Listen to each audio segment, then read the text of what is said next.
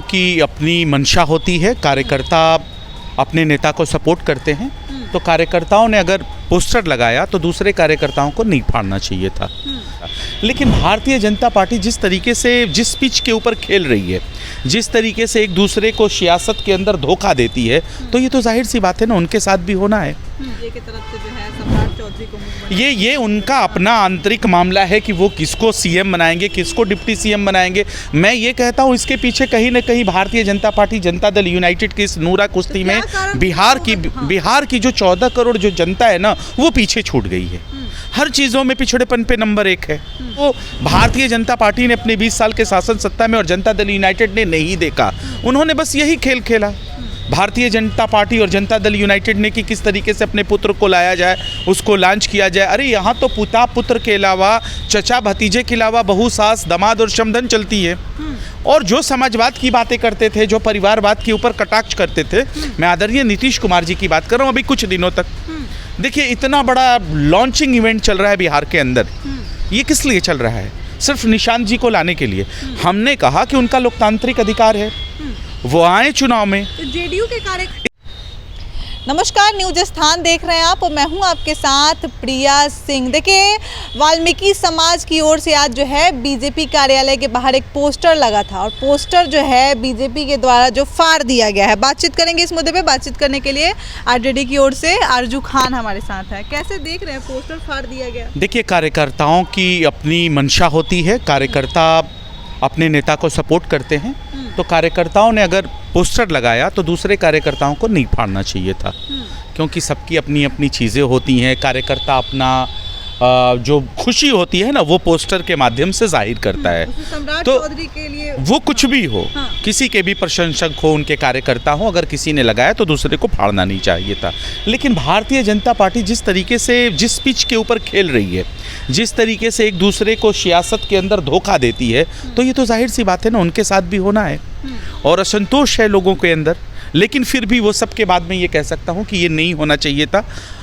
अपने अपने प्रशंसकों की अपनी अपनी खुशी होती है, वो खुशी रहनी चाहिए थी। फाड़ना बड़ा गलत मैसेज उसका गया है। ऐसा नहीं होना चाहिए, ऐसा नहीं होना चाहिए। हम इसके खिलाफ हैं। लगातार जो है कहा जा रहा था कि एनडीए की तरफ से जो है सम्राट चौधरी को ये उनका अपना आंतरिक मामला है कि वो किसको सीएम बनाएंगे, किसको डिप्टी सीएम बनाएंगे। मैं ये कहता हूँ इसके पीछे कहीं ना कहीं भारतीय जनता पार्टी जनता दल यूनाइटेड की इस नूरा कुश्ती में बिहार की जो 14 करोड़ जो जनता है ना, वो पीछे छूट गई है। हर चीज़ों में पिछड़ेपन पे नंबर 1 है। इसलिए मैं कहता हूं कि ये तो 10 बार पलटी मार मार के आदरणीय नीतीश कुमार जी ने तो विश्व का कीर्तिमान स्थापित किया कि सबसे ज़्यादा शपथ लेने वाले मुख्यमंत्री बने। लेकिन बिहार कहाँ है? बिहारी कहाँ है?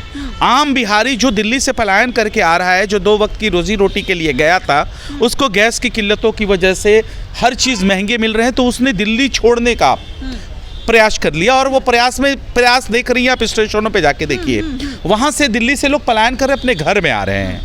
तो बिहारी यहाँ पे छूट गया। बिहार की जो ज़रूरत की चीज़ें थी वो छूट गई।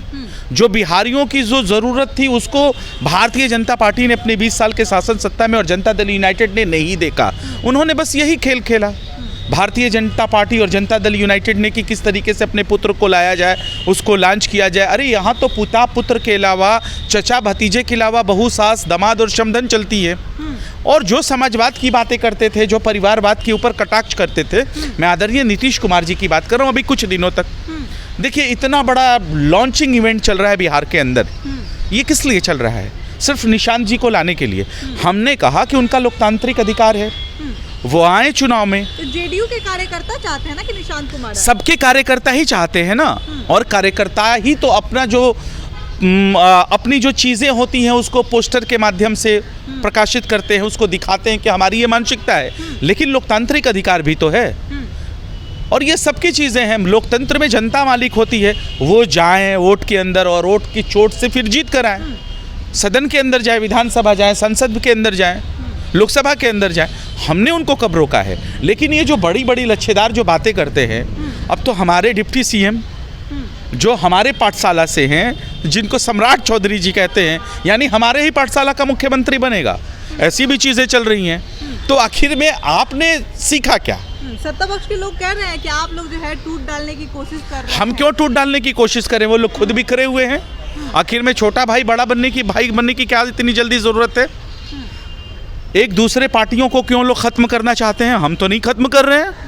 भारतीय जनता पार्टी चाहती है मैं बड़ा भाई बन जाऊं, जनता दल यूनाइटेड चाहती है कि मैं बड़ा भाई बन जाऊं, और ये सब अपने ही गठबंधन के लोगों के साथ गद्दारी कर रहे हैं। हम तो पांचों पांडव हैं, हमें टूट नहीं वो पड़ेगा। ये पांचों ठग है, ये पांचों ठग है। और जब जब ज़रूरत पड़ा है, बिहार के इतिहास में देख लीजिए, इन लोगों ने एक दूसरे को ठगा है। चिराग पासवान के लोग को ठगा इन लोगों ने, उनके सारे विधायक को ख़त्म कर दिया। आप पशुपति पारस जी को देख लीजिए, उनको ख़त्म किया। आदरणीय चिराग पासवान जी को देख लीजिए, किस तरीके से उनके आवास को खाली कराया गया। ये सारी चीज़ें हैं ना, ये पब्लिक डोमेन के अंदर है।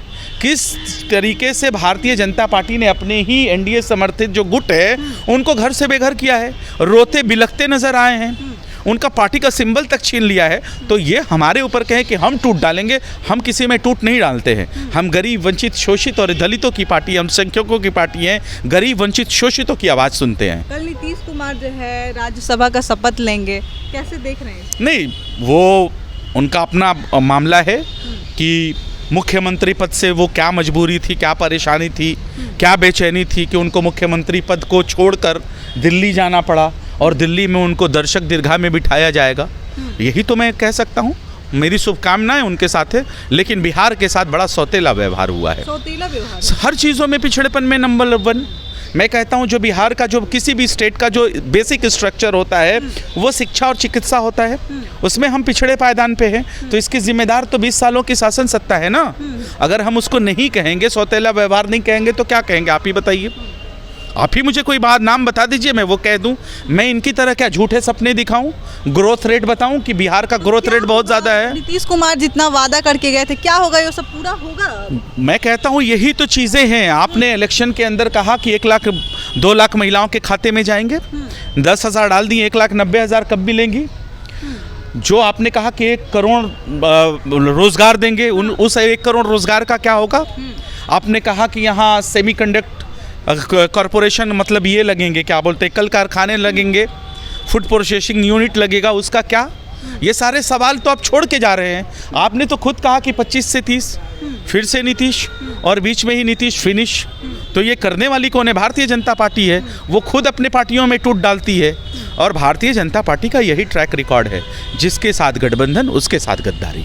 चलिए, भारतीय जनता पार्टी का यही रिकॉर्ड है कि जिसके साथ गठबंधन उसके साथ बगावत करती है। ये कहना आरजू खान का है। बहरहाल इस खबर में इतना ही। इस खबर को लेकर आप क्या सोचते हैं कमेंट बॉक्स में ज़रूर बताएं। तब तक के लिए धन्यवाद।